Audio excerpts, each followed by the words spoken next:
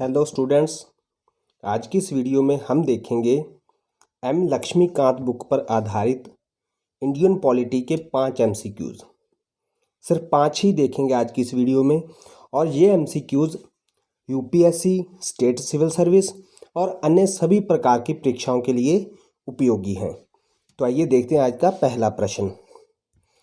Which of the following are the principal features of the government of India act 1919। इनमें से government of India act जो 1919 में आया था उसके कौन कौन से प्रिंसिपल फीचर्स हैं। पहला है introduction of dyarchy in the executive government of the provinces. क्या इसने एग्जीक्यूटिव गवर्नमेंट थी जो प्रोविंसेस में, प्रांतों में, उसमें डायरकी को इंट्रोड्यूस किया था? तो बिल्कुल किया था। ऑप्शन ए हमारा 1 नंबर है जो बिल्कुल करेक्ट है। आगे है introduction of separate communal electorates for Muslims. जो मुस्लिम्स हैं उनके लिए जो इलेक्टोरेट है वो अलग से बनाया था। तो ये बिल्कुल गलत है, क्योंकि ये जो फीचर है ये 1919 के एक्ट का नहीं है, ये है 1909 के एक्ट का।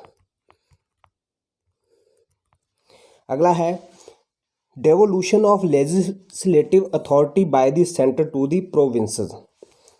कि जो लेजिस्लेटिव अथॉरिटी है वो सेंटर से प्रोविंसेस को हस्तांतरित की गई थी। तो ये बिल्कुल सही है, ये इसका एक प्रिंसिपल फीचर है। तो इसलिए हमारा जो आंसर बनेगा वो बनेगा ऑप्शन डी, जिसमें 1 और 3 करेक्ट हैं। आइए देखते हैं अगला प्रश्न। Which one of the following acts provided the setting up of a board of control in Britain through which of the British government could fully control the British East India Company's civil, military and revenue affairs in India? इन चारों में से वो कौन सा act है जिसके द्वारा जो ब्रिटिश गवर्नमेंट थी उसने ईस्ट इंडिया कंपनी के जो इंडिया में सिविल, मिलिट्री और रेवेन्यू अफेयर्स थे उनको फुली कंट्रोल करने का काम किया? तो जो इसकी स्टार्टिंग की थी ईस्ट इंडिया कंपनी को कंट्रोल करने की, तो वो था रेगुलेटिंग एक्ट ऑफ 1773। लेकिन जो हमारा इस समय आंसर बनेगा वो बनेगा option B, Pitt's India act of 1784, क्योंकि यहाँ पर फुली कंट्रोल की बात हुई है।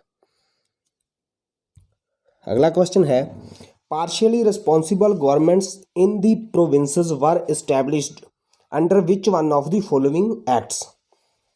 जो हमारे प्रोविंसेस थे, प्रांत थे, उनमें पार्शियली रिस्पॉन्सिबल कुछ रूप से जिम्मेवार सरकार थी जो वो बनाने का प्रावधान था। तो वो किसमें था?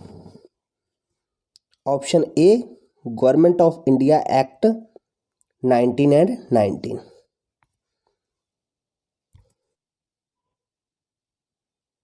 नेक्स्ट क्वेश्चन है which one of the following pairs is correctly matched. इनमें से कौन सा जो पेयर है वो करेक्टली मैच किया गया है? तो आइए हम देखते हैं। पहला है government of India act of 1919। तो ये जो 1919 का एक्ट था इसको इन्होंने जोड़ा है प्रोविंशियल ऑटोनॉमी के साथ, और ये बिल्कुल गलत है। अगला है गवर्नमेंट ऑफ इंडिया एक्ट 1858। इसके सामने रखा है रिस्पॉन्सिबल गवर्नमेंट, लेकिन इसमें ऐसी कोई बात नहीं थी। इस एक्ट के द्वारा जो भारत का शासन था वो ब्रिटिश ईस्ट इंडिया कंपनी के हाथों में से लेकर सीधा इंग्लैंड की महारानी के अंडर कर दिया गया था, लेकिन इसमें रिस्पॉन्सिबल गवर्नमेंट वाली कोई बात नहीं थी। अगला है गवर्नमेंट ऑफ इंडिया एक्ट 1909। इसके सामने है डायरकी इन प्रोविंसेस। जो डायरकी थी वो प्रोविंसेस में 1919 के एक्ट के द्वारा लाई गई थी, 1909 के एक्ट के द्वारा नहीं। तो इसलिए ये ऑप्शन भी गलत है। आगे है Indian council act 1892, principle of election. ये बिल्कुल सही है, इसका आंसर हो जाएगा ऑप्शन डी। अगला प्रश्न है in the federation established by the act of 1935 residuary powers were given to the. जो 1935 का एक्ट था, इसमें जो रेजिडुअरी पावर्स थी, जो बची हुई शक्तियां थी, जो किसी भी लिस्ट में नहीं दी गई थी, जैसे यूनियन लिस्ट, स्टेट जो प्रोविंसेस की जो लिस्ट थी, उनके बाद जो शक्तियां बच गई थी वो किसको दी गई थी? तो वो दी गई थी गवर्नर जनरल ऑफ इंडिया को। इसका आंसर हो जाएगा ऑप्शन बी। दोस्तों, आज की इस वीडियो में इतना ही। बाकी और बहुत सारे क्वेश्चन मैं आपके लिए लेकर आता रहूँगा और वीडियोज़ में। Thank you.